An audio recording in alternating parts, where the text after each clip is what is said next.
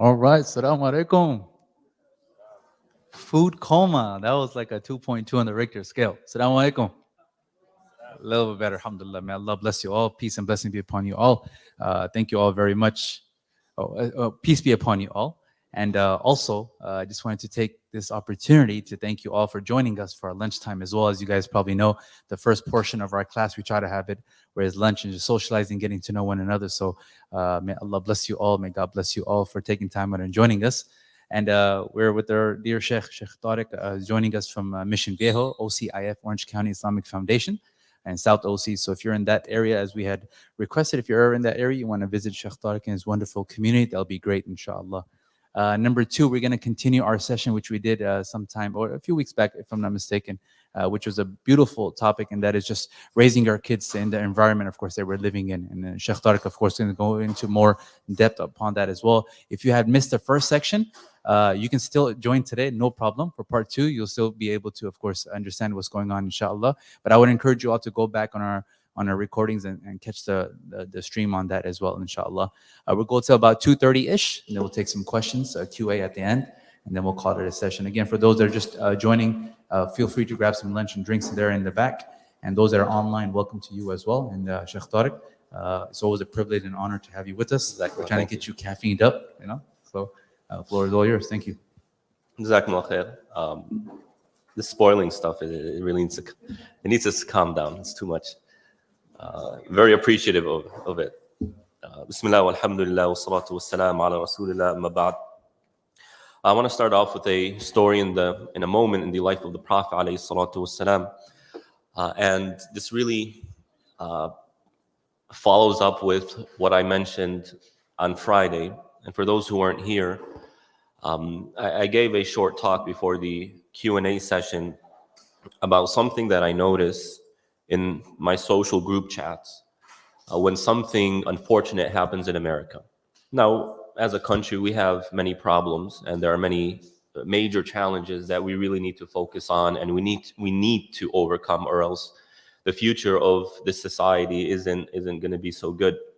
At least not what we enjoyed growing up in the 80s, 90s, or whenever we were growing up. And that is, whenever something unfortunate happens, I start seeing many people start saying things like, why do we live in this country? We should leave. This country sucks. This country is terrible. Now, I lived in what's called a third world country, Jordan, for 7 years. And that experience was very beneficial to me. In fact, anyone who lives in a third world country for a period of time will benefit tremendously. Why? Because they will appreciate what this country offers them. And to give one example, whenever I need to do a government document, whether that's something as simple as a birth certificate or getting married or getting my wife's passport or anything like that, I kid you not, it takes a week. A week not of I'm on the internet going on websites and sending papers here and there and waiting for it to come in the mail. Talking about a week going in taxis here and going taxis there, and people saying go over there and go over there and go over there and go over there, get this stamp, get that stamp, get that stamp. And I'm thinking all of this can be done if there was a computer that had all this information on it, but they don't have that. And then dealing with the people, and the people who are not making enough, their salary only lasts them a week. It's only enough for them for a week. And so when you come to them and say, I need to get this done, they're like, who cares? I'm not getting paid enough. I have my own worries. And so, those who maybe have lived in other countries, you know what I'm talking about. So I had this mentality, like, yes, I'm going to the Muslim world. I'm going to a Muslim country. Man, it's going to be so awesome. 2 weeks later, anytime I go by the American embassy and see the American flag, I salute, because I understand and I've learned what we have here. Yes, there are major problems. But what we lack, and American society lacks, is what is called resilience. We lack resilience. And we have this very unrealistic idea of life and this extremely egalitarian view of what life should be. And it's simply unrealistic. It's unrealistic. There has never been, ever, a civilization, a moment in human history that reaches this idea that so many people have that's pretty much a fantasy. It's not reality. And the life of the Prophet ﷺ is no different. Every year, every surah in the Quran is addressing a major challenge in the time of who? The Prophet ﷺ. In the time of the companions. There was the slander event, the slander of Aisha radiallahu ta'ala anha, and the problems that made. There were the hypocrites. There were the wars, the battles, the economic problems. All of this happened in the life of the Prophet, in the life of Abu Bakr, Umar, Uthman, Ali. These are the best of the best. And so we really need to take a step back and understand life for what it is and develop this characteristic called resilience. And this moment that I want to really build this topic on is in a dream the Prophet ﷺ saw. He saw a dream that he was carrying a sword, and it was a very beautiful sword. And while he was carrying it, the sword cracked and it broke. And then the Prophet ﷺ went like this with his hand, and the sword was reformed, and it became beautiful than it was before it broke. Now, after the Prophet ﷺ saw that dream, the Battle of Uhud occurred. Now, for those who are unfamiliar with this battle was a defeat for the Muslims. They went to and met Quraysh outside of Medina, the enemies of the time, and the battle began with the strength of the Muslims. They were actually pushing Quraysh back, and they were about to defeat Quraysh. Literally, between them and victory was a hairline, a very thin line. But some things happened, and some members of the army disobeyed the command of Allah subhanahu, the command of the Prophet ﷺ. I don't want to get into all the details because it's not the point. And that victory turned into a defeat. Khalid ibn Walid made a counterattack against the companions, led to the death of 70 companions, and this demoralizing situation of going from victory to defeat. Seeing people slaughtered in front of you. The Prophet ﷺ lost 2 of his molar teeth. His face was attacked. There was blood coming out of him, ﷺ. From victory, just about victory, to defeat. And they were injured. They were demoralized. The feeling of defeat is a very difficult feeling. And so they go back to Medina after this defeat. And what happens then? A call is made. Someone makes a call, a shout outside of Medina and says, Quraysh is coming back to defeat you. Quraysh is coming back to put an end to the Muslims. So on top of the defeat, they have this caller making this claim. Quraysh is coming back, and they're already defeated. They're injured. They're weak. They're demoralized. Their morale is 0. But what do the companions do then? They stand up under the leadership of the Prophet ﷺ, who says, let's go. We're going to meet them outside.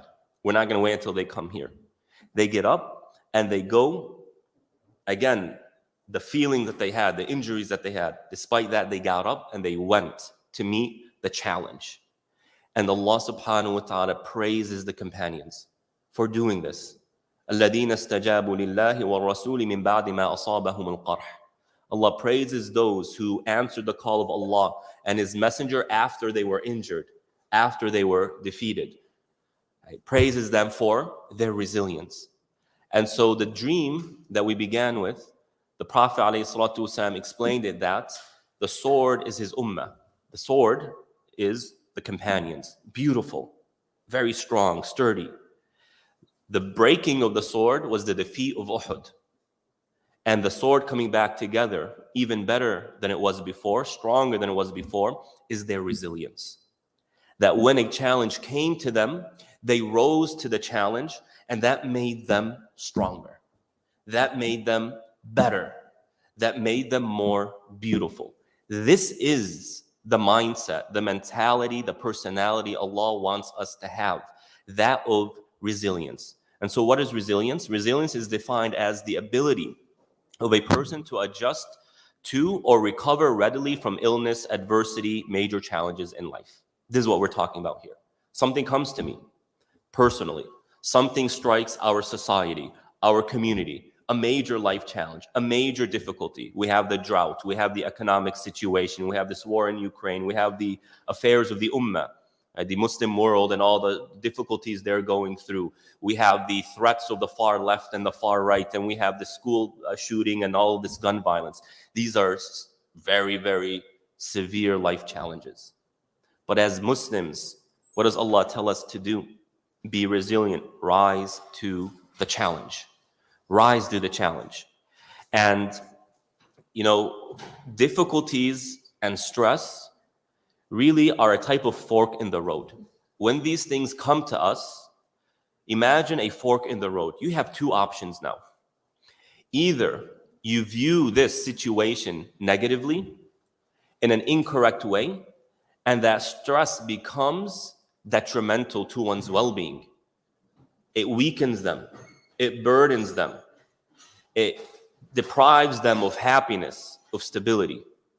The other route is to face these challenges in a correct way, with strength, with patience, with resolve. And what you will find is that it will become a source of good for the individual, a source of strength, a source of reward for them. And so stress can be harmful to an individual, but it can also be a gift in disguise. It can also be extremely beneficial. How does it work? Well, it's all about how we respond to it. How are we going to respond to the stress? And how we respond to stress, to difficulties, to challenges in life depends on our outlook of life. And so to kind of build this resilience in our hearts and our minds, I want to talk about how we should view challenges in life and two ways to respond to challenges in life. And there's a surah in the Quran that helps us do this. And that is the 29th chapter, Surah Al-Ankabut, the chapter of the spider. And this chapter focuses on difficulties in life. And it was revealed when? Just before the immigration happened. And this was a type of climactical point in the life of the companions, both in terms of the trajectory of the Muslim Ummah, as well as in terms of the difficulty. They left their families. They left their hometown. They left their wealth. Literally, they went just the self, and that's it. Nothing on their backs. No food, no money, nothing. They left it all behind. Some were restricted from it, and some just lost it all. And so this chapter, the 29th chapter, is coming when this is going on, to build that resilience in the hearts and the minds of the companions as well as us. And when you look at the opening verses of this chapter, Allah subhanahu wa ta'ala begins by saying, أَحَسِبَ النَّاسُ أَن يُتْرَكُوا أَن يَقُولُوا آمَنَّا وَهُمْ لَا يُفْتَنُونَ. Do people think, do the believers, specific, you all standing right in front of me, sitting right in front of me, do you think you're just going to say, I believe, and the rest of life is going to be birds chirping and blue skies and rainbows everywhere? Do you think that's going to happen? Absolutely not. You will be tested. We will be tested, period. This is a fact of life. In fact, Allah subhanahu wa ta'ala in the beginning of the 67th chapter, what does he say? هُوَ الَّذِي خَلَقَ الْمَوْتَ وَالْحَيَاةَ لِيَبْلُوَكُمْ أَيُّكُمْ أَحْسَنُ عَمَلًا. Allah created death and created life. Why? To test you, to see who among you will have the best of deeds. This is life. Life is a test. Life is a challenge. But that's the point. That's the purpose. We've spoken about, I believe, Allah creating Adam and putting Adam in paradise and all that went on, only to, put him on earth. And there was a whole saga, a whole episode. And one of the points, the lessons of this story, the story of Adam alayhi salam, is to show us what life is meant to be and why it's that way. And I'll get to that in a moment. Okay? So Allah is making a mindset and outlook, because remember, in order to have resilience, we need to know how to engage our challenges. And how do we know how to engage our challenges? Well, we need to have a correct outlook of what's going on, a correct understanding of reality. You see, in the West, We don't have a correct understanding of reality. In fact, our Western societies, from how comfortable we become, from these luxurious expectations that we have, we are doing ourselves two major disservices. Number one, we have this disservice of thinking, the service of what's called the victim mentality. The victim mentality. That if something goes wrong in my life, I'm a victim. And we begin to ask the question, why me? Why me? You know, really interestingly enough, when I listen to talks and research about this, this is an exclusively modern problem. The ancients, whether it's the ancient Romans or the ancient Greeks or the previous, pre-modernity, they never viewed life as I'm privileged and I'm entitled and my life is meant to be good. And therefore, if anything bad happens, I'm a victim. And then we start going after the one who we think is victimizing us, and that tends to be Allah. Right? Rather, they tended to view life as a challenge. That if I'm going through some things that are good, that's actually the exception. If I'm comfortable today, if I have nothing that's worrying me, nothing that's occupying my mind, that's the exception.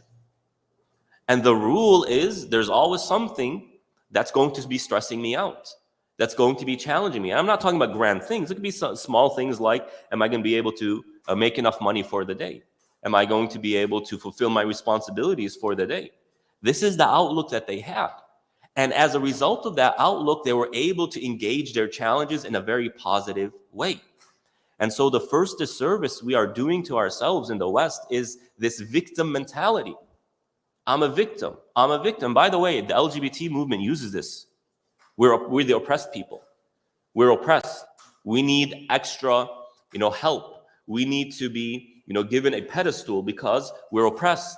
We're victims. We're victims in all of this. Right? So we're doing ourselves a major disservice, and this is a poor outlook. The second disservice that we're doing to ourselves is actually how many parents tend to engage their children through what's called helicopter parenting. Have you heard of this? Helicopter parenting means the parent is literally over the head of the child 24/7. Be careful of this. No, don't do that. Don't go there. This is unsafe. You have to wash your hands. Don't eat that. It fell on the floor. Oh, just over the child's head. And you know what the end result of this is? The child is unable to deal with anything beyond their set schedule.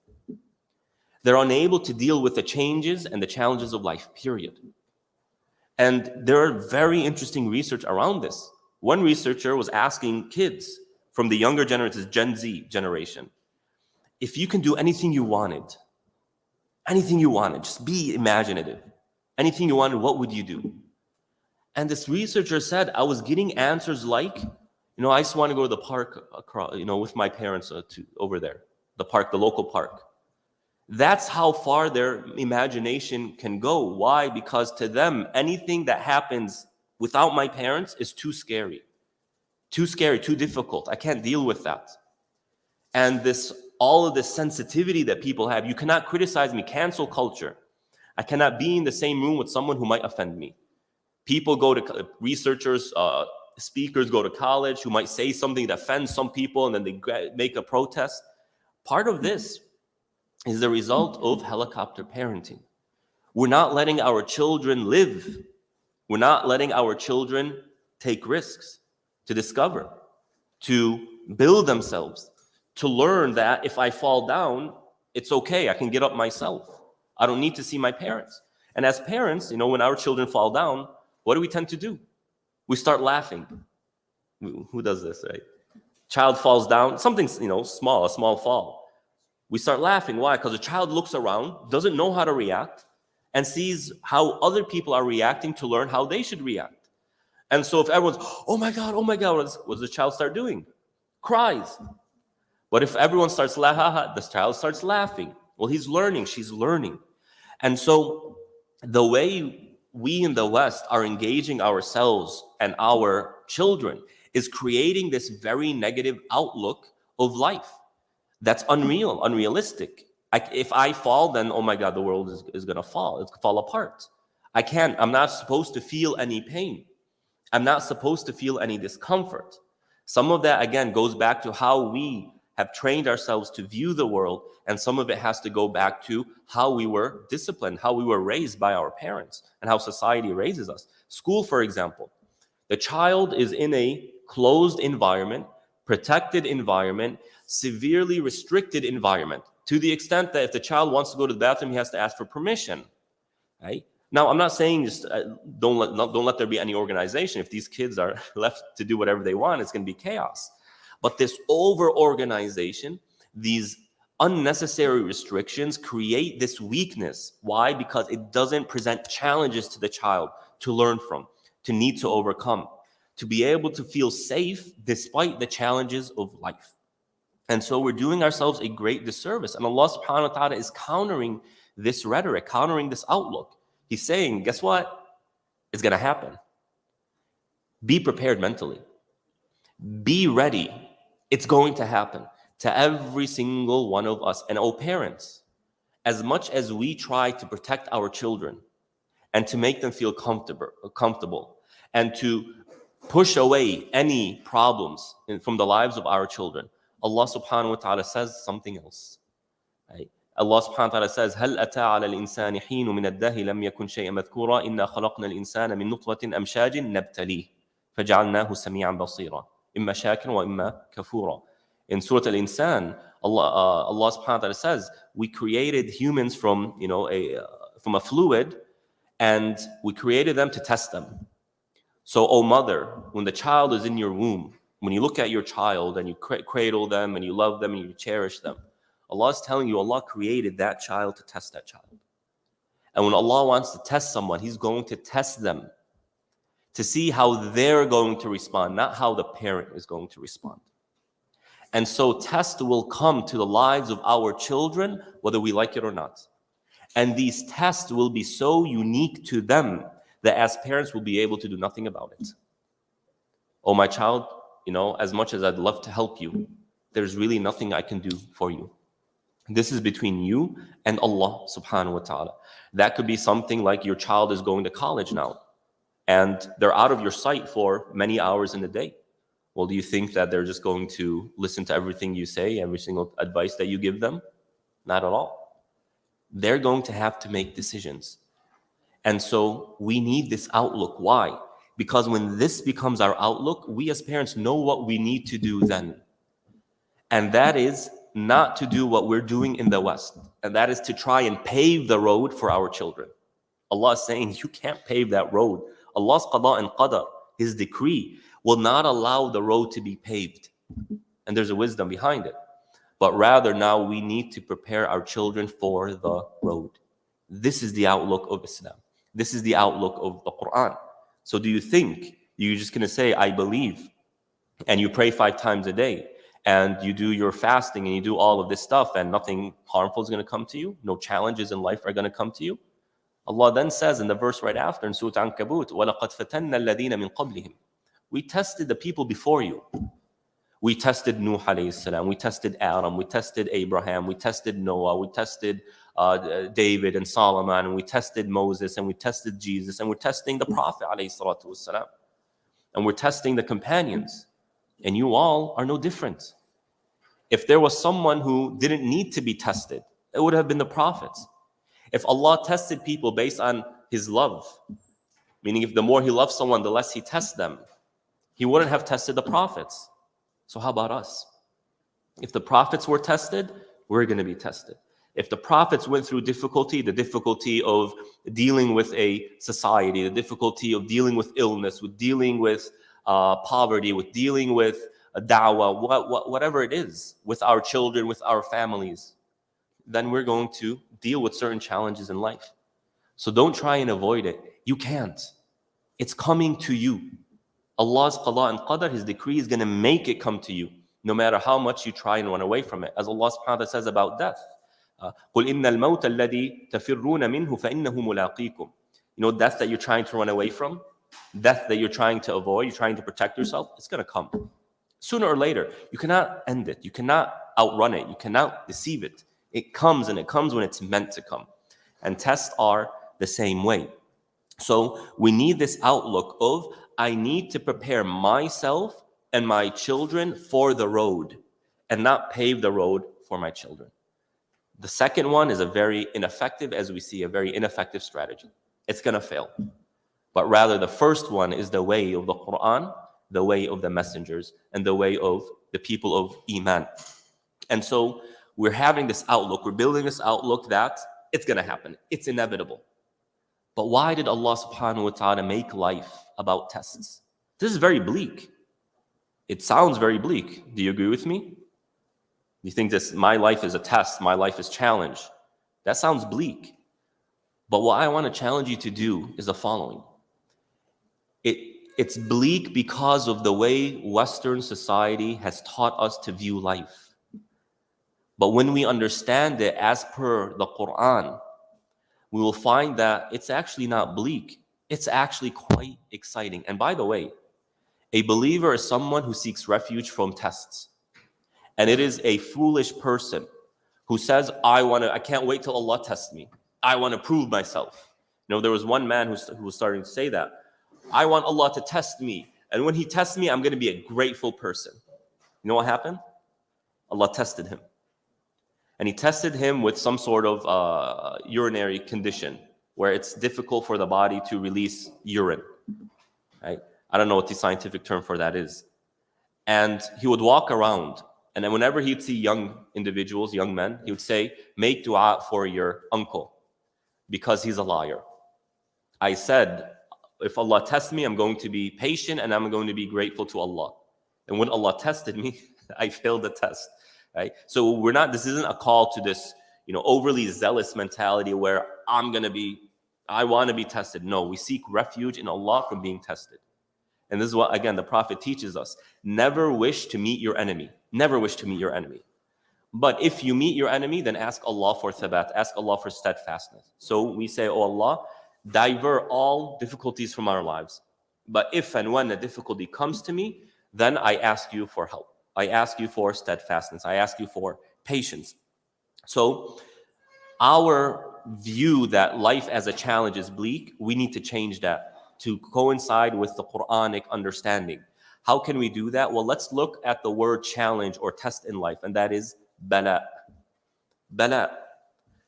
Interestingly enough, the word bala has an opposite meaning. So there are some words in the Arabic language that have opposite meanings. So for example, Adam linguistically means that which is light-skinned, and it can mean that which is dark-skinned. It's opposite. The word shira and bay'a, which means to buy and to sell, have opposite meanings. I can use the word shira to mean sell. I can also use it to mean to buy. Bala has an opposite meaning as well. Bala can mean difficulties in life, challenges in life. وَفِي ذَلِكُمْ بَلَاءٌ مِّن رَبِّكُمْ عَظِيمٌ. Allah subhanahu wa ta'ala tells the children of Israel and tells us in the Quran, when He tested the children of Israel with the Pharaoh and all that went on with the Pharaoh, He says that was a bala for you. That was an extreme difficulty that you had to endure. Now, the opposite meaning of bala is a gift, a convenience, a good thing that has come to you. And so when Allah says He has tested the children of Israel, He's using this word to say, I'm testing you, I put challenges in front of you, and these challenges are meant to be a gift, are meant to be something good for you, meant to be something positive for you. And so this is the mentality that we have. When Allah sends a difficulty in life, a challenge in life, the Prophet ﷺ says, عَجَبًا لِأَمْرِ الْمُؤْمِنِ. Amazing is the life of the believer, the affairs of the believer. If some good comes to him or her and they are grateful, that's good for them. But if something difficult comes to them and they're patient, that is good for them. And this is only for the believer. For the believer who acts on Iman, it's always a win-win situation. So for us, this last event in Texas, very disheartening, frustrating. People are upset for good reason. People want change for good reason. But you know what? That wanting of change is good. It's good. Why? Because if society doesn't update, it falls behind. If society is not refreshing its mind every so often, it falls behind and it becomes ineffective. It becomes weaker. And so, as difficult as the situation is, as much as we want to prevent it from ever happening again, if and when it happens, we first say there's some good that Allah wants to come out of this. For those young children, we as Muslims believe anyone who dies before the age of puberty, they go to paradise, irrespective of the religion of their parents. So for those children, a good came to them. And for broader society, it unites them that much more. There's a common cause that we want. 90% of Americans want reform in this regard. In light of all the diversity, in light of all the division in America, it's actually quite refreshing to see that there's something the vast majority of Americans agree upon. The vast majority of Americans work on, can build something off of. And you'll have these people who have awesome hearts and generous hearts and compassionate hearts who come and say, I want to do something kind for these families. I want to do something compassionate towards these families. I want to lend them something to help them get them through their difficult times, and thus arousing certain behaviors, emotions that are pleasing to Allah subhanahu wa ta'ala. And so as difficult as the situation is, if and when we look at it in a correct way, we act upon it in the correct way, what eventually happens is good comes out of it. Good comes out of it. And so bala is a challenge in life, but the purpose of the challenge is to bring us something good. And no one has ever reached something beautiful. No one has ever reached stability in life. No one will ever reach happiness in life except by going through these hurdles, these challenges, period. Think of the things you cherish most in your life. Parents tend to cherish their children the most. Why? Because they require the most work. They require the most sacrifice. And so this is my investment. This is the fruits of my work. And we cherish it the most. For those who maybe have a business or have reached higher positions in their company, that took a lot of work. When you get that diploma, it's a fun day. It's just a piece of paper. Most people don't even work under their diploma or with their diploma. But it's still such a beautiful thing that we like to hang in our room or in our home. Why? Because it was hard to achieve that. And so nothing interesting in life comes through ease. It comes through challenges. And we as human beings, that actually excites us. That actually motivates us. It makes us enthusiastic. It builds emotion in our hearts. So a bala is a challenge, but a challenge that's meant to bring us something good. And the best good that comes from difficulties in life is a stronger relationship with Allah subhanahu wa ta'ala. I don't have time to get into details there. I'm actually running out of time and I have a lot more to say. Okay, I'll skip over the fitna. Now, part of this talk is how we can take this information and communicate it to our children. So how can we build this outlook of life in our children? Well, some of the things that we can do is to show our children that, the things that they do, their accomplishments didn't come easily.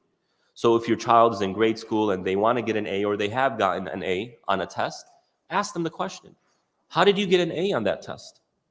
They'll say, well, I studied for it.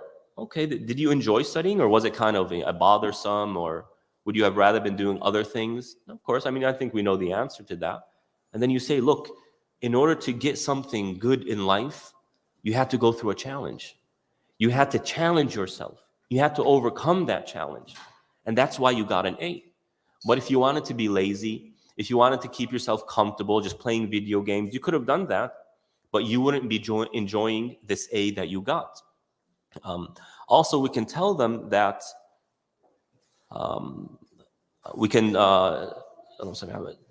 the stories of the prophets, how all the prophets went through challenges in life. These are our role models and the role models of our children. Oh, the prophet, Moses, Jesus, all of these people, man, we love them. Well, point out that what makes them so noble, what makes them so beloved in our hearts and our minds is the fact that they went through these challenges. Musa alayhi salam, this man went through challenge after challenge after challenge. He didn't get a break from the moment he was born to the moment he died. He had no break. And Allah points this out. But what does He say when He points this out? وَفَتَنَّاكَ فُتُونًا. We tested you test after test after test. Right after, Allah says, وَاصْطَنَعْتُكَ لِنَفْسِي.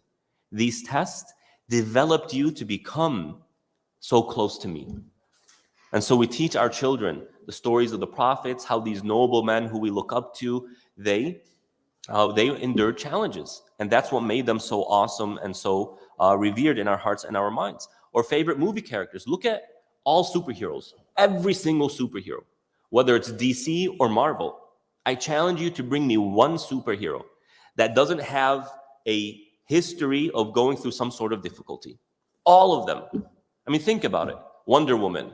She had that whole, she liked that guy and the guy died and whatever, and that made her sad. Batman, when his parents, Superman, and being kind of a foreigner and he's seeing his father die. Iron Man and his challenges. Whoever it is, these superheroes that are so revered in the hearts and minds of popular culture, all of their stories are built on what? Difficulties in life. And overcoming those difficulties, retaining those good characteristics despite those difficulties. And so this is a very human thing. So we need to teach them that. The second point of this talk, in terms of what we can do in light of challenges and adversity, well, we need to know where to focus our energy, because it's draining. And there's a lot going on in our minds. Should I do this or should I do that? How should I react to this? How should I react to that? Is this the best choice? Is that the better choice? What should I do?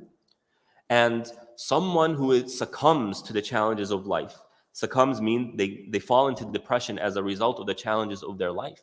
They had a very poor mentality, first and foremost, which led them to poor decisions. Why me?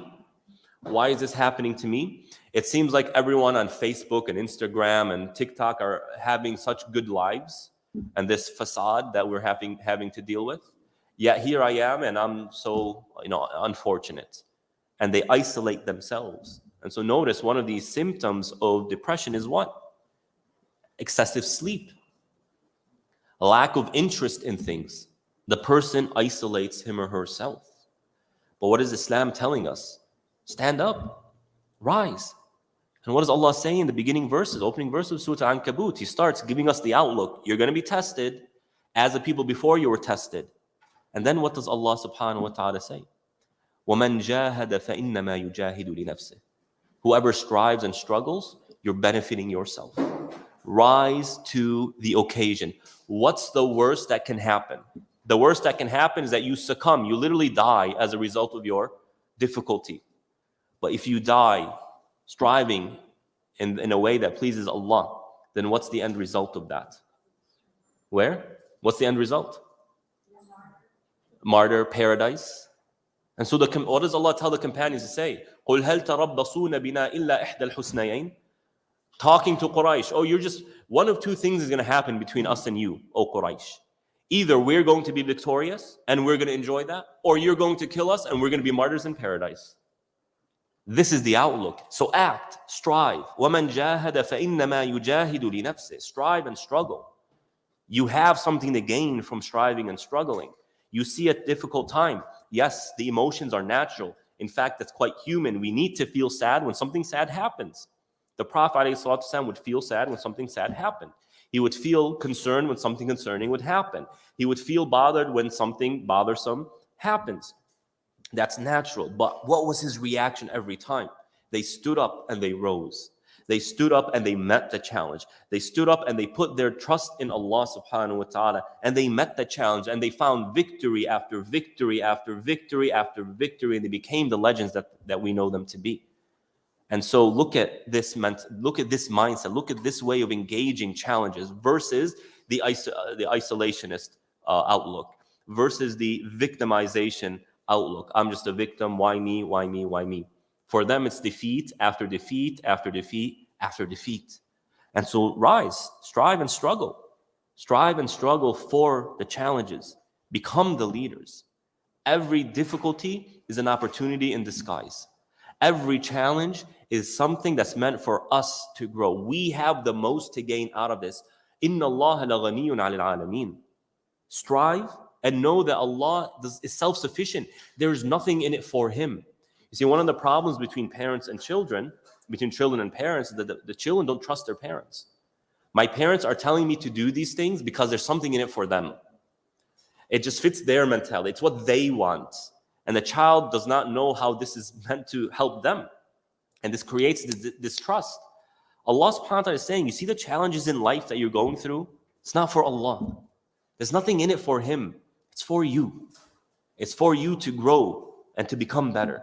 It's for you to build your place in paradise, to become someone who others look up to and say, may Allah have mercy on that person when they pass away. May Allah raise the ranks of that person when they pass away. And so how we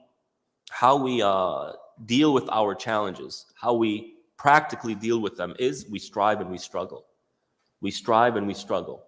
We strive and we struggle. This is nobility. And again, how do we instill this in our children? I'm kind of summing up here because I don't want to go over. Well, we need to teach them that life is a hierarchy. There are some things that are good and there are some things that are bad. There are some things that are positive and there are some things that are evil. There are things that are beneficial and things that are harmful. There are things that are important, things that are unimportant.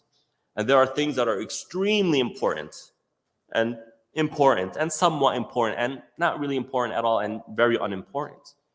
In the Western world, this whole left movement is trying to just erase all of these boundaries.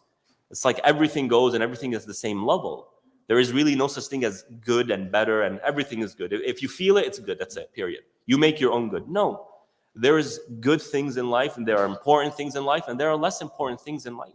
And our children need to be able to differentiate between what is necessary and what is unnecessary. What is extremely important, what is unimportant. And you as parents, you know this. You have life skills, you have your iman, you have the principles of Islam to really instilling that in their hearts and their minds. And last but definitely not least, how do we deal with challenges? How do we become more resilient? Well, we need to focus on the things that are helpful to us, not the things that are harmful to us. The Prophet ﷺ gives us a very important piece of advice. He says, pursue. Be energetic in the pursuit of what benefits you. You see something that's good for you, whether that's a job, a promotion in your job, a degree, or a purchasing a home, saving up, whatever it is, things that has to do with your spirituality, whatever it is, pursue it and be energetic, be enthusiastic in your pursuit in it. And don't fail. Try your best, try your best, try your best. But every now and then, you're going to fail in some things. You're not going to be able to accomplish it. And he says, when you're unable to do something, don't say, if only I did this, if only I did that. Because that mentality opens the doors of the shaitan. Meaning the shaitan will capture you, he will entrap you in this vicious cycle of this vicious and depressing cycle in your mind. I feel guilty for not doing better. And that guilt will make the person feel ashamed. And that shame will want them to isolate themselves. And that isolation will make them feel guilty and then shameful. And then it's this vicious cycle that sucks a person into depression. If something doesn't go the way you wanted it to go, if something unfortunate happens, never say, if only I did this and I did that. Rather say, قَدَّرَ اللَّهُ وَمَا شَاءَ فَعَلَ. Say, Allah has decreed and Allah does what He wills. This is our mentality. What happened, happened. And so for us who are reverts, you may have done things that you regret in the past. Leave that. Let it go. What happened, happened. You're on the right path now. Let that go. Put it behind you. That mentality, if only I didn't do this, if only I didn't do that, that is the way of the shaitan. That is how he wants to capture you. And so we need to focus on the things that help us, not harm us. And how the Quran in chapter 29 does this for us is he points us to our appointment with Allah. مَنْ كَانَ يَرْجُ لِقَاءَ اللَّهِ فَإِنَّ أَجَلَ اللَّهِ لَآتٍ. Whoever looks forward to meeting Allah, then your appointment with Allah is coming, and it's coming quickly. So strive and struggle. And know that those who strive and struggle, there's paradise for them. Allah makes life very easy for us.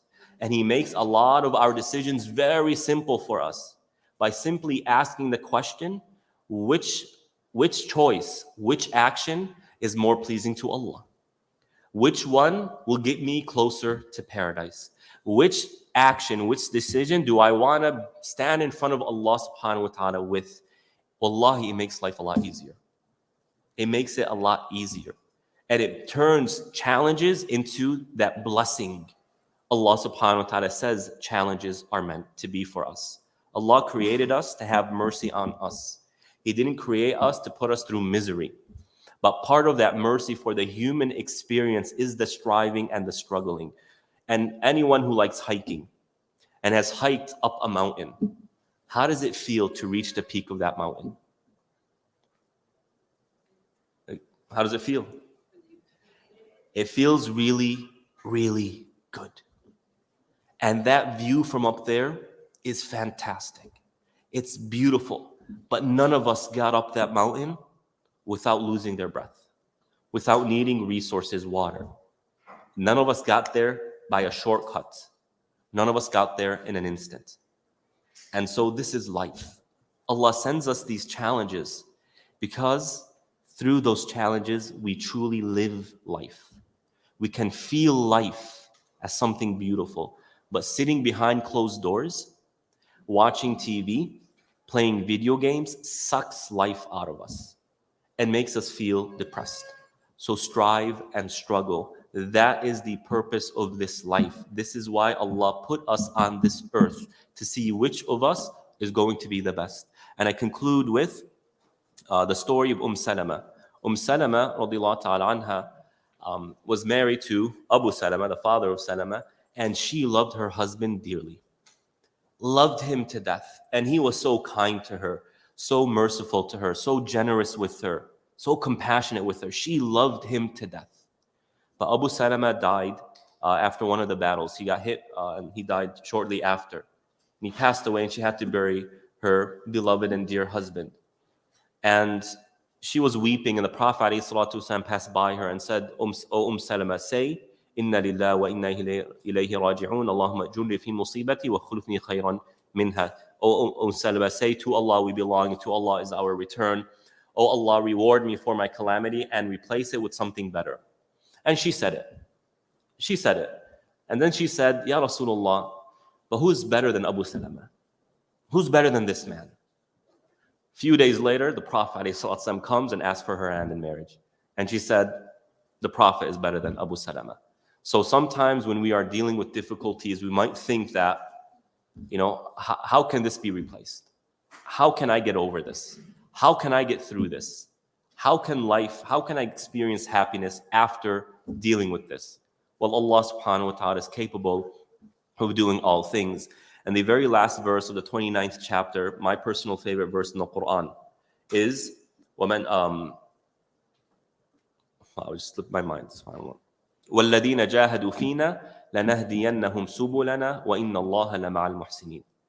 Those who strive in our cause, we are going to guide them. We're going to guide them in every moment. So when you strive in the face of challenges, you get the reward of Allah's guidance. And then what does Allah say? Allah is with the people who are excellent. Meaning, when we face challenges in life and we rise to the occasion, our reward is Allah. He is our reward. For when we strive and we struggle, we give up everything.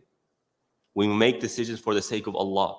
We're making ourselves secondary to Allah subhanahu wa ta'ala. And what other reward is there to compensate such a person, such a lifestyle, than Allah subhanahu wa ta'ala himself? So never weaken, never feel disheartened. And so long as you are a believer, you will always be ahead of the game. You will always be the one to gain most. And I ask Allah subhanahu wa ta'ala to give us a tawfiq. I didn't mention how we can talk to our children about the afterlife. Let's keep that for another time. How to talk to our children about the afterlife, because that's a very important topic. Let's go ahead and stop there. Jazakumullah khair.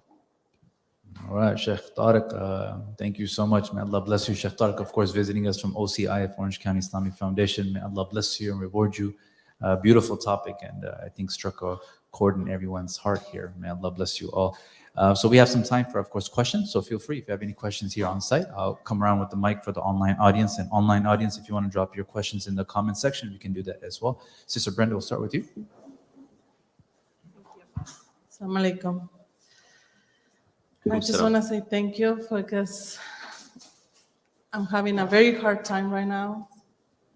And your words is like I meant to be here today. Alhamdulillah. Yeah. So I just want to say thank you. Thank you. I'm glad. Alhamdulillah.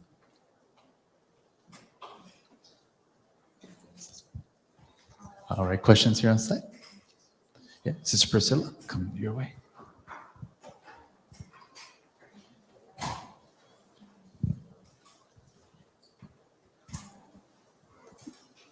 One of the things that you said right now that kept me thinking, well, everything really, but I know the purpose of life, we're all meant to struggle. Each of us have our own challenges catered to us. And I guess sometimes we would hear Allah, or when I used to not be Muslim, God will give you challenges, something that you can handle, basically. I was also thinking right now when you said, when you were saying about how, we're meant to struggle, basically. Is the purpose also for us to struggle, aside from growing and evolving as a person? Is it also meant for us to turn to Allah and ask for help as well? Definitely, yeah. Because the main goal of our striving for the sake of Allah is to strengthen our relationship with Allah. That's the number one goal, right? And so, yes, it is meant for us to ask Him. And by the way, the more we know who Allah is, the more we love Allah. How do we get to know who Allah is? Through His names and His attributes. But what you find is that if your life is just kind of one straight road, you kind of the same thing over and over again, you'll only appreciate some of Allah's names and attributes. It's only when things kind of get shaken up, when it gets a little bit spicy, where you start thinking about Allah in names and attributes you normally don't think of. And so when we face challenges, it presents to us a side of Allah subhanahu wa ta'ala that we normally don't engage. And so that helps expand our relationship with Him and find different ways to appreciate and love Allah subhanahu wa ta'ala and communicate with Allah subhanahu wa ta'ala. And look, I don't mean to downplay any challenges. I don't think, or it's not necessarily true that if we develop this outlook and this practice in dealing with challenges, that it's going to remove our pain that we might be feeling. But what we can do to deal with pain inside of our hearts is something that I like to do, is say that, oh Allah, replace my pain with love for you. Or if a person loses something that's dear to them, or who is dear to them, to say, oh Allah, replace, fill that void in my heart with love for you. Because our hearts are in the hands of Allah subhanahu wa ta'ala.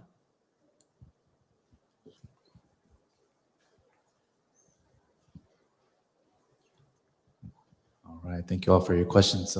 Sisters, anybody here? Brothers, you want to put us on the board? Ask a question. Yes, Sister Brenda, come your way. And it's very important because it's true, when we are struggling with something, it happened to me, I start feeling like I deserve this, like I did something wrong and Allah is punished me, like all of these thoughts, and you start like blocking yourself from people because you don't want them to see you like this. And so it's very important, like you say, just say, Allah, place my struggle. How do you say that we have to say? Replace the pain in my heart with Replace love my for pain. you, or the void in my heart with love for you. Because it's true, I feel it. I feel that like, oh, it's punishment, or you did something wrong, oh, this is what you deserve. And it's true. Right. Even when I'm praying, like when I start praying, I'm like, I know you're angry with me, but I'm gonna pray to you. So sometimes that mentality is coming from the shaitan. Now that's why I tell you. That I mentality is coming from the shaitan. He loves to exploit our mistakes by creating this outlook that Allah hates us and that Allah is punishing us. I mean, if Allah subhanahu wa ta'ala let these enemies of the prophets live and do what they did for decades sometimes. Between the Pharaoh and Musa, it was probably 4 decades, 40 years. And he was going about doing what he does. And despite that, Allah tells Moses to go to him and be gentle with him. Right? Where this tends to come from, where Allah is punishing me and Allah does this and that, is more of this, the person has yet to develop this trust in Allah subhanahu wa ta'ala, that Allah might throw some difficulties in my life, and they could be a response to some mistakes that we did. But there's a difference between I am punishing you versus I love you so much, I need to correct you. So it's the latter that we need to see Allah in. Right? And that comes from developing this trust in Allah, that whatever Allah does in my life, whatever He throws at me, He's doing it out of love and compassion and wanting me to be better, right? And wanting me to be pure, not through punishment. Allah punishes the wicked people. That's who He punishes. Right? And so I highly doubt you're a wicked person. Right? I'm sure you're a believer like every single person here. And so Allah loves the believers. He's the guardian of the believers. And part of that guardianship is that He wants you to be the best version of yourself. And sometimes that is by throwing a difficulty in your life. And I think all of us, when we pass all this struggle, then we said, if it was for this problem, I wouldn't be on this place. Mm-hmm. So yeah. And by the way, Thank you for all hindsight is your always words. 2020. And this is a very wise saying, by the way. We don't know what the meaning of the challenge we're going through is until after the fact. Right? You appreciate the storm after. And so in the beginning of Surah Al-Baqarah, when Allah gives us the second chapter, when Allah talks about the parable of the storm, you familiar with this one? In the early verses, He says about a storm, and there's thunder and heavy rain, and it's a pretty scary moment. But Ibn Qayyim says something beautiful. The short-minded individual, the hypocrite, the one who hasn't developed trust in Allah, cannot see beyond the thunder and the lightning and the cold of the storm. But a person who has developed that trust in Allah subhanahu wa ta'ala see beyond the storm and know that this storm will pass. The storm is temporary. The sun will shine again. And what will be left behind from the storm is the rain, which will allow the earth to become green. This is the life of a believer. He or she will go through storms. But the believer is able to see beyond the storm and realize that after the storm, I'm in for a treat. When that storm will end, I don't know. How intense that storm will be, I don't know. But the end result, if we put our trust in Allah, will always be the same. You're in for a treat.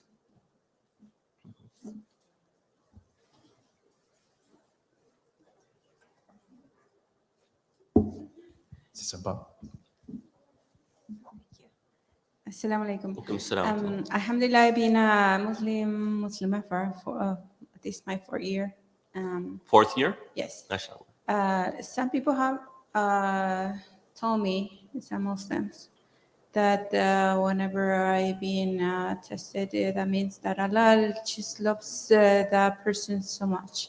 Whenever you're being tested, Allah loves the person so much? Yes, and they just tell me to keep moving forward, to don't lose faith, to stay strong, keep learning about Islam.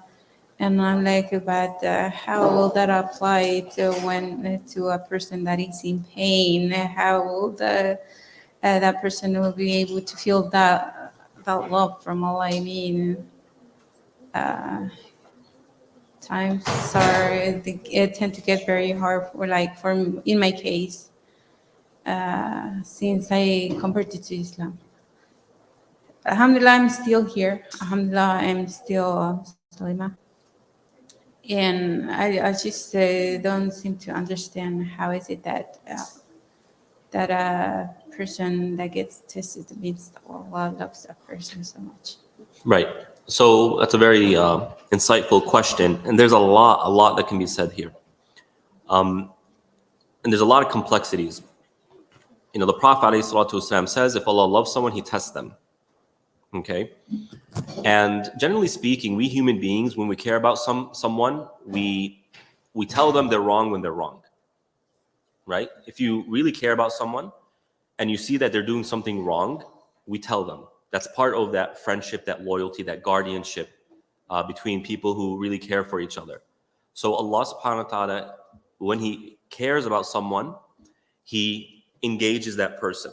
Now, of course, we don't hear Allah subhanahu wa ta'ala directly. We have the Quran, Allah speaking to us through the Quran, through the prophets, as well as through life events. And so, yeah, sometimes or often when Allah tests a believer and puts them through difficulties, Allah is communicating with them, engaging them. And to a believer, it's scary to the believer when their life is all just, you know, roses and flowers and everything. That's scary to the companions. When they see that their life is really stable, they would feel like, oh my God, is Allah mad at me? But when their life has ups and downs, they say, okay, we're okay. You have that. That's one point. Another point is the following. Not all difficulties in life, we shouldn't see all difficulties in life as a test from Allah. What do I mean by that? Sometimes difficulties in life are the result of incompetencies, our own or society's own poor decisions. So for example, again, going back to these third world countries, when you're in Jordan, every single day is a grind.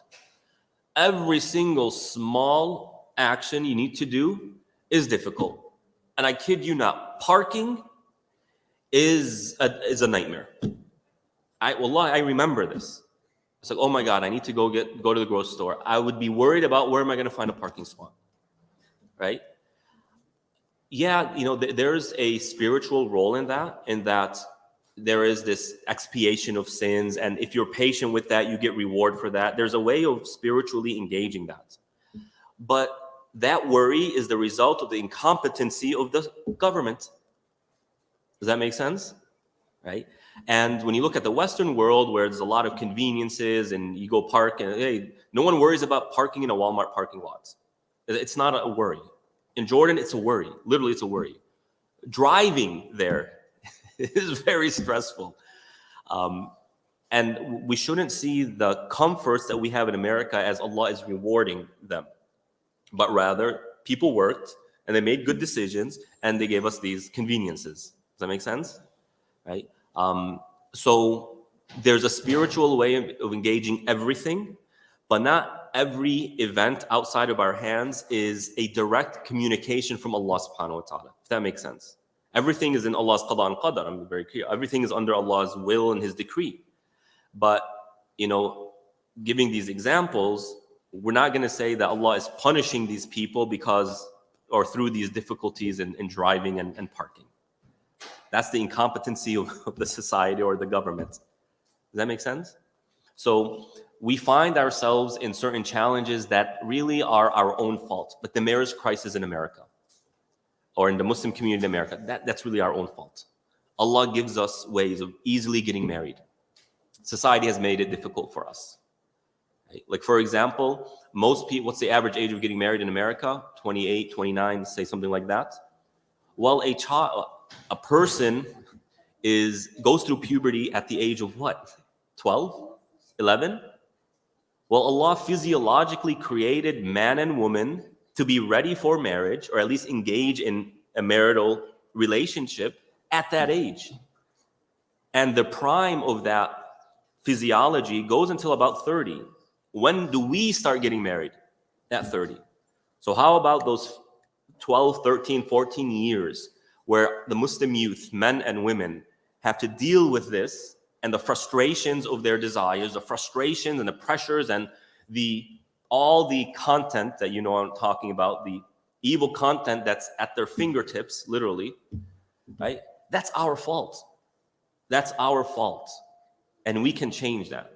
I hope that clarifies a little bit. And by the way, I have a YouTube video that goes more into detail about how we understand difficulties in life from this aspect, a fitna test in life. I gave it when COVID first began. Let me see if I can find it. It's on the OCIF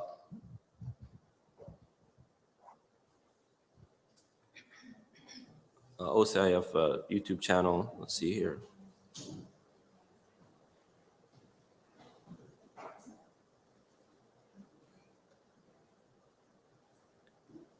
We can go to the next question, and maybe Okay. I can find it after. I want to thank you very much for this conversation and excuse me, and this talk, because I think it's very needed right now. I'm going to go back to what I said about a couple of days ago. As Muslims, we wear our religious identity on the outside of us, and for a lot of people, the challenges we go through is because we do wear our religious ideology on the outside of us. So it makes us targets. Yeah. And one of the sheikhs said before, if this walk were easy, everybody would do it. But we have so many, we have so much discipline within this religion, it does make us a target. People can fake this. And I think a lot of people on the outside, they're looking for things on the outside. I think that's what contributes to the anxiety and the depression. And we have very distinct identities of what men and women are and what roles are and how we view life. And I think that, as the sister here was saying, and as the other sister was saying, there are challenges with being Muslim, but there is a purity within this religion, and the challenges that Allah does put us through, and although they may be, they may test us, for me, it brings me even closer to my Creator, and Yes. it makes me realize that I have made the absolute right decision for me and for my children, because this is such a pure, powerful religion, and the Quran is so powerful, and I'm just very grateful for this community Alhamdulillah. and for the challenges. Alhamdulillah. Alhamdulillah. And by the way, the statement. more I study Western society, our situation here, I study Islam, it's almost like everything is wrong in the West when it comes to social relationships. Like almost everything is wrong. Marriage and the way marriage is conducted is wrong. The way gender relationships is wrong. Our dress is wrong. Our outlook of life is wrong. It's just all wrong.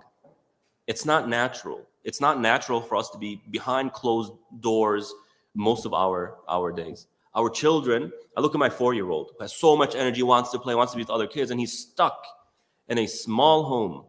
Why? Because there are roads and there's dangerous people outside, and he has to be supervised if he goes to the playground, all this. Back in the day, imagine. The parents say, okay, go outside, go play with all the kids. Everyone knows each other. Right? Everyone's safe. There are no predators and child molesters and kidnappers and all this stuff. And they just go play. And the parent is with their siblings, other members of society or tribe, that they're doing their own thing. And the child goes and plays. When they get hungry, they'll come back, eat, go play some more. When they're tired, they'll come back and sleep. Right? And that's a child. Now they're just stuck behind doors and walls. And Jazakallah khair. We'll call it a session there. I just wanted to echo one thing, Shaykh Tarik, I think you had mentioned, or somebody had mentioned, but when going through tests and challenges, when we supplicate to the Almighty, to God, imagine when you don't have a challenge, when you supplicate, and when you do go through a challenge or test and you supplicate, which one tends to be a stronger supplication or dua, right? Yes. When you're going through a challenge. So one of the blessings of a challenge is that your supplication, your prayer to God becomes like very powerful. Like, oh Allah, my midterm is coming. Allah, whatever challenge. Of course, everyone's going through your own challenges, but I found that to be very beautiful. In that when you're going through a test or a challenge, your supplication, your dua becomes even more stronger, So, Shaykh Tarik, thank you so much. May Allah bless you and reward you and your family, of course, for the sacrifice you make and coming here on Sunday from a different, as we say, state. And that's we should be, I hope. May not Allah that bless you. far. Sunday's all right. I sent Brother Jamal the video that I was, the lecture that I was talking about, that goes a lot deeper into this idea of tests, how Allah tests a person, why He tests a person, the categories of tests and what they're meant to be. So if you can share that with the group, Perfect. that would be great. So I'll get that out on our WhatsApp groups, inshallah. For those of you, if you're not part of it, let me know and I'll be more than happy to add you, inshallah. But again, Shaykh Tarik, thank you so much. May Allah reward you. Really appreciate it. And brothers and sisters, both online, of course, and on site, I want to thank you for your questions and your reflections and you guys opening up. Really appreciate it. That's what makes the class going as well, right? By Allah's permission. A few announcements and we are good to go. First thing is, of course, for the food that's there, number one, we thank and glorify Allah for giving us the food that we have. And I just encourage you all to please don't waste any food. That's why we have in these little containers. You can take it to go, inshallah. You want to pick up some drinks and some snacks as well, you're most welcome to do so. We do recycle, so if you have cans or bottles, make sure you dispose of them in the green recycling bin over there, inshallah. Number two, again, is just to thank all the volunteers. Most of us, when we come in, the tables are set, the food is here, and so there's a volunteer team behind the scenes. And most of what you see is done by the volunteer team. So keep them in your prayers. And if you do see them, please make sure to thank them as well. Number three is just a reminder for our mentorship program. I just want to make sure everyone's up to speed about our mentorship program. So here, as you guys know, this mosque has a full-time da'wah or outreach program and a new Muslim support system. So when somebody embraces Islam or somebody's coming back to Islam, prayer is, of course, very important. Really quick, just need everyone's attention, please, if it's okay. Just a few minutes and we're good to go. But the mentorship is very important because in that mentorship program is where we teach step by step how to pray, right? So if you are not familiar with it or you want to kind of visit the mentorship program, let us know. It's a free service we provide here. It's a few steps that you take to enroll, and then you're good to go. But please, I would highly encourage you, if you haven't as of yet started the mentorship process, please make sure to start it, and you can just message me, inshallah. And a number of you actually are here and online that are part of the mentorship program. So please keep that in mind as well. And another thing is just want to remind myself that please stay connected, of course, to this community. As Shaykh Tarik said, and it's a beautiful topic, and I appreciate him bringing it up, challenges and tests that we're going through. Many times we're going through different challenges and tests, right? But one of the hopes is here at this masjid, at this mosque, that because of these programs and services that we can all together as a family get through it. So you might have a difference with another brother or sister. You might have a family situation going on. You might have something else going on. But the hope is that you keep consistent with the classes and the mentorship and the community here, and that inshallah, by Allah's permission, is going to get you through it. So please don't isolate yourself from the community. Be part and parcel of the community, inshallah.